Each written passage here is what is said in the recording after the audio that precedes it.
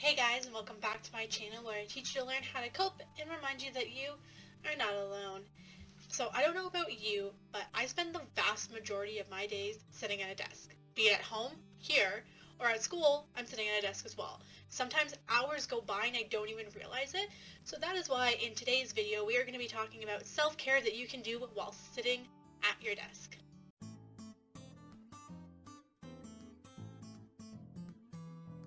So I have heard it time and time again. I work all day. When I get home, I'm too tired to perform self-care. And when asked what they do, most people say they spend most of their time sitting behind a computer. So that is why I made this video, to give you guys ideas that you can do to implement self-care throughout your day so that when you get home, it's not something that you have to think about because you've already been doing it all day. So while I was looking at different things that you could do for self-care while at work, I noticed that there was so many things that you could implement, so I decided to break it up into 3 different categories. So let's get to it. The first section we're going to be going over is physical self-care. And the first topic I would like to introduce is trying to incorporate exercise throughout your workday. Now, I'm not telling you to go to the gym on your lunch or run to work, both of which are great options, but not always realistic for everyone. So you can incorporate little things throughout the day that will amount to a big difference by the end of the day. Every hour or so, try to get up out of your chair and go for a walk. Walk to the washroom, go get a glass of water, just something so that you're not sitting for extended periods of time. Another great alternative is wearing ankle weights. They're not usually that heavy, so you can put them in your purse, in your backpack, and bring them to work, or if you have your own desk, leaving them at your desk. Strap them on your ankles, and I don't know about you, but I fidget all the time. I'm always shaking my legs or swinging my legs while I'm sitting at my chair. So adding the ankle weights adds a little bit more resistance, a little bit more weight to your legs, so it makes it a little bit harder to do, so it works your muscles a little bit more. My last suggestion for incorporating exercise into your day is utilizing your desk as a resistance. You can do isometric exercises without people really knowing what you're doing if that's something that you're worried about. An isometric exercise is strengthening a muscle at a certain angle and holding that position for a set amount of time. So what you can do is press up into your desk into a bicep curl, but you're going to be using the desk as resistance, holding that resistance for 10 seconds, releasing it for a few seconds, doing it again, and you can do that 10 times. So another thing that you should consider when in regards to physical self-care is ergonomics.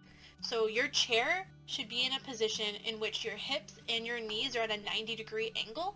If it's not at that angle, then your chair is either too low or too high and you can cause pain in your legs or your back.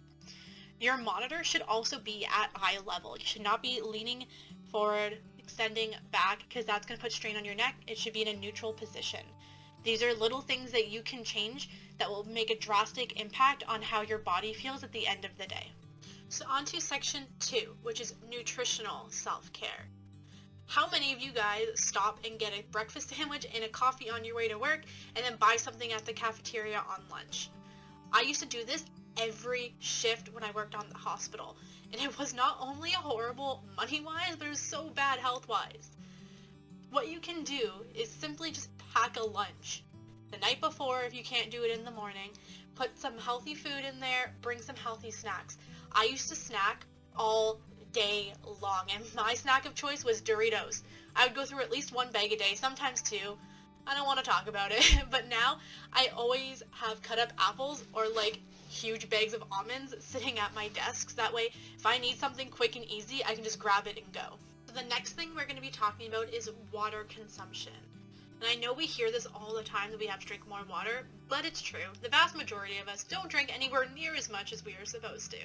So like one super easy thing that you can do is just keep a water bottle with you. I keep this huge water bottle at my desk at all times. The amount of water I consume has drastically increased because it's just so easy to grab it. I don't have to think about it, it's there.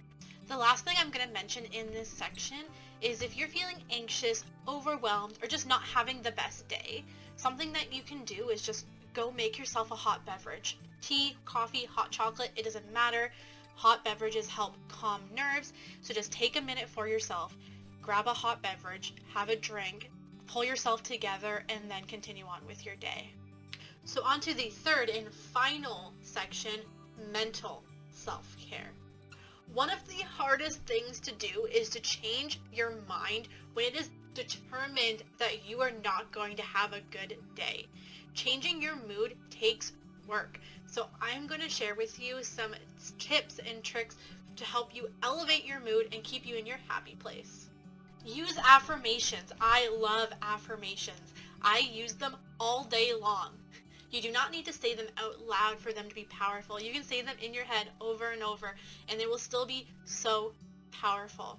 A few examples of affirmations that you can use is, I deserve to do well. I am worthy. I am going to have a good day. Nothing can stop me from reaching my goals. So pick an affirmation that you really connect with. You can whisper it to yourself, or like I said before, you can say it in your mind. I personally like to yell at myself in a mirror. Do what works for you. If you have any affirmations that you use that you just absolutely love, please comment them below. I'm always looking for new affirmations, always looking for new power sources, and I'm sure other people would love to hear them as well. So the next thing I want to talk about is decluttering your desk. I know I cannot be alone in the fact that when my desk is a mess, I feel like my life is a mess as well. I have trouble focusing, I'm not as productive, and generally just not good at functioning when my desk is messy. So if you notice that your desk is cluttered, take a minute to tidy it up, take a breath, and then get back to work. The last thing I want to mention is that if you need to take a minute for yourself to cheer yourself up, take it. Go to the washroom, watch a funny video, look at a few memes, do whatever you need to do to make yourself laugh. Laughter really is the best medicine. I personally watch funny cat videos when I need to pick me up. I'm not telling you to go hide out in the bathroom, but just take a minute for yourself to gain back whatever you need to so that you can get through your day. So there you have it. There are some of my tips to help you get through your workday with a little bit of self-care put through. There are so many other things that you can do, but I felt like this video would be way too long if I went over them. I did, however, make a blog post on this exact same topic that is also now live that goes over these self-care tips as well as a few more. So if you want to learn more ways that you can incorporate self-care into your workday, please read the blog post. I will post it in the description box and the comment section below. If you have self-care tips that you do throughout your workday that help you get through it, please comment them below. I would love to hear them. If you like this video, please consider giving it a thumbs up. And if you want to see my upcoming videos, please consider hitting that big red subscribe button and the bell to be notified when they go live. Until next time, be kind to others, but most importantly, be kind to yourself. Bye for now.